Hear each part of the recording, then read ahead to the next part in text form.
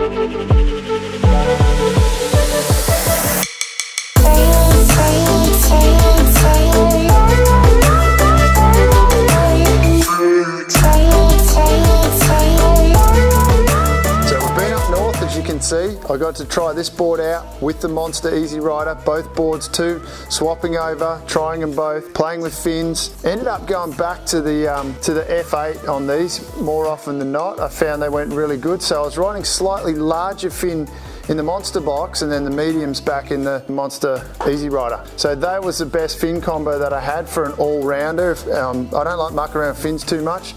and they worked really well, so I kept using those. So the differences between the two, I found this board would carry over dead sections better and grovel a little better than the Monsta, but the Monsta would outsurf it in the pocket and in tighter, better quality waves. It's obvious the Monsta Box has been my favourite board for a long time, so I rode this first, left the Monsta easy ride, left it, rode this for the first week I was away, and I thought, oh, I'll just try the Monsta out, took that out, worked out the difference between the two boards, and then would jump back on this one in the conditions that allowed me to surf it in. The first two surfs I had were in a punchy sort of left with a bit of a rolly section on it. Yeah, we had good fun on it. I worked it out pretty quickly because it is really similar. It is definitely an improvement on the last one, but not a massive difference. I couldn't really feel a hell of a lot. It definitely opened up the sweet spots. I found I could just about stand anywhere on this board and it would work. If you're only going to have one board, this one would be better to get than the Monsta 2020,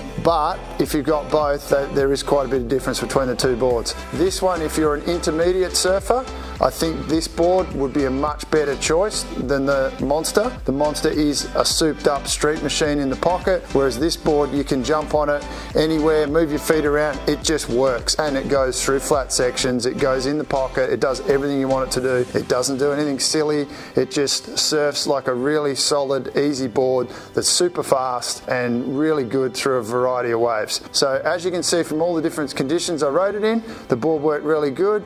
I then bought it home, rode it last weekend, found it much better in the waves around here. This particular day was quite flat and it surfed better than the Monsta for me until the tide dropped, and then I jumped back on the Monsta a bit punchier. Another great board from JS. I wouldn't be surprised if this ended up being SBIA 2020 Board of the Year again. The Monsta Box has won that award 2 years in a row, 18 and 19 in Australia. So thanks for watching another episode. We've got a bunch of boards coming through. The Monsta Box is out of the way, done for 2020. Maybe they'll bring out a 2021. Don't forget to subscribe. See you all soon. Yoo!